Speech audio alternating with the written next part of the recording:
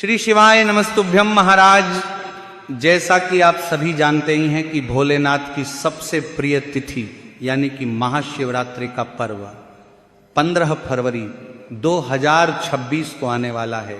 ऐसे में महाराज आज हम महाशिवरात्रि के दिन की जाने वाली विशेष पूजा के बारे में विस्तार से बताने वाले हैं। साथ ही महाराज हम यह भी जानेंगे कि इस पूजन में हमें कौन कौन सी सामग्री लगने वाली हैं और क्या इस दिन व्रत रखना जरूरी है या नहीं। महाशिवरात्रि से जुड़ी यह समस्त जानकारी आपको इस वीडियो में मिलने वाली है, इसलिए आप सभी वीडियो में अंत तक बने रहे। और यदि आपको ये जानकारी उचित लगे तो वीडियो को लाइक करें और चैनल को सब्सक्राइब करके कमेंट में ओम नमः शिवाय या हर हर महादेव जरूर लिखें। तो महाराज प्रत्येक महीने में शिवरात्रि पड़ती हैं, जिसे मासिक शिवरात्रि कहा जाता है, लेकिन जो शिवरात्रि पूरे साल में एक बार आती है उसे महाशिवरात्रि कहा जाता है। और इसका महत्व बाकी सभी शिवरात्रियों से अधिक माना जाता है। इस दिन भगवान शिव की पूजा का विशेष फल मिलता है। कहा जाता है कि इस दिन भगवान शिव अपने भक्तों पर विशेष कृपा करते हैं और उनकी मनोकामनाएं पूर्ण करते हैं। इसीलिए महाराज हम आपसे यही कहेंगे कि इस दिन अपनी क्षमता के अनुसार व्रत अवश्य रखें। अधिकतर लोग इस दिन व्रत रखकर पूजा करते हैं और भगवान शिव का जलाभिषेक करते हैं। अब हम आपको बताते हैं कि इस दिन पूजा किस प्रकार की जा सकती है और पूजा के लिए आपको किन किन सामग्रियों की आवश्यकता होने वाली है।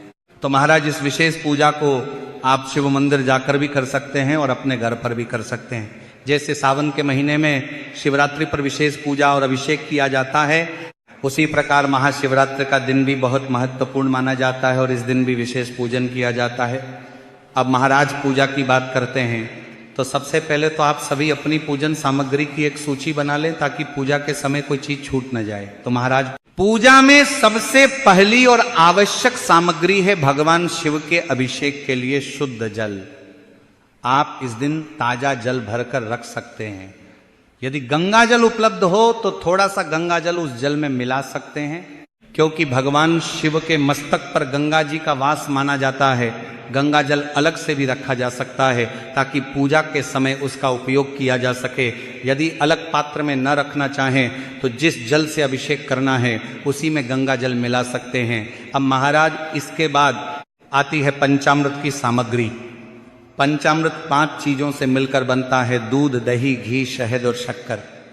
महाशिवरात्रि के दिन भगवान शिव का अभिषेक इन 5 चीजों से किया जाता है, इसलिए इन सभी चीजों को अलग अलग पात्र में भी रखा जाता है और बाद में इन्हें मिलाकर पंचामृत भी तैयार किया जा सकता है। तो महाराज आपको ये जो 5 ही सामग्रियां हैं इन्हें मात्र थोड़ी थोड़ी मात्रा में ही लेना है और थोड़ी सी मात्रा में पंचामृत तैयार कर लेना है। इसके बाद महाराज पूजा में दीपक जलाया जाता है। मिट्टी का दीपक हो तो अच्छा माना जाता है। दीपक में घी डालकर बाती जलाई जाती है। कई लोग माता पार्वती के लिए अलग दीपक भी रखते हैं, लेकिन यदि केवल एक दीपक हो तो भी पूजा पूरी श्रद्धा के साथ की जा सकती है। इसके बाद महाराज पूजा की थाली में तिलक के लिए रोली, हल्दी और चंदन रखें और चावल के साबुत दाने ही आपको पूजा के लिए उपयोग करने हैं। तो पूजा के लिए साफ और बिना टूटे चावल आपको थोड़ी सी मात्रा के लेना है।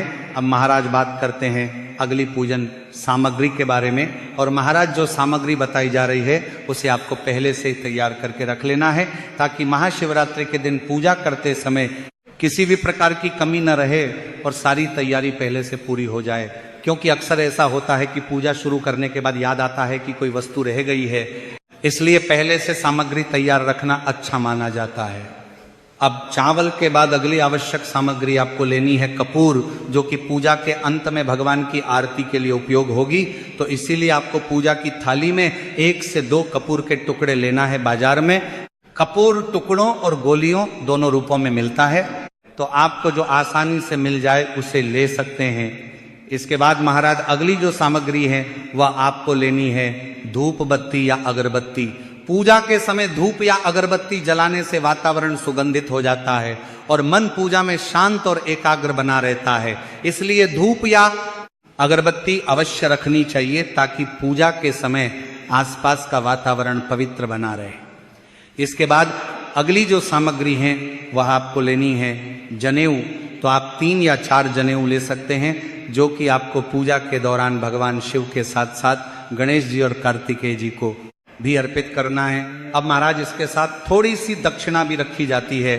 दक्षिणा चाहे कम हो या अधिक, वह श्रद्धा का प्रतीक होती है, इसलिए अपनी श्रद्धा और सामर्थ्य के अनुसार थोड़ी सी दक्षिणा पूजा में रख सकते हैं। अब महाराज हम उन वस्तुओं की बात करते हैं जो भगवान शिव को अत्यंत प्रिय मानी जाती हैं और जिन्हें महाशिवरात्रि के दिन चढ़ाया जाता है। सबसे पहले बेलपत्र का महत्व आता है। बेलपत्र भगवान शिव को बहुत प्रिय माना जाता है। यदि संभव हो तो 5 या 7 बेलपत्र आप अपनी पूजा की थाली में रख सकते हैं, लेकिन यदि अधिक न मिले तो एक बेलपत्र भी पर्याप्त होता है। ध्यान रखना चाहिए कि बेलपत्र साफ और ठीक अवस्था में हो। खंडित बेलपत्र आपको पूजा में उपयोग नहीं करना है। इसके बाद पूजा के लिए अगली सामग्री आपको लेनी है धतूरा, क्योंकि धतूरा भी भगवान शिव को अत्यंत प्रिय होता है। वही धतूरा आपको लेना है जिसमें कांटे होते हैं। यदि संभव हो तो 1 या 3 धतूरे आप अपनी पूजा की थाली में रख सकते हैं। इसके के बाद अगली जो सामग्री है वो है दुर्वा, जो कि नंदी बाबा और गणेश जी को अर्पित की जाती हैं। इसलिए ताजी दुर्वा पहले से लाकर पूजा की सामग्री में रख लेनी चाहिए ताकि पूजा के समय उसका उपयोग किया जा सके। तो आपको 2 से 3 दुर्वा भी लेना है। अब महाराज माता पार्वती जी की पूजन सामग्री की बात करते हैं।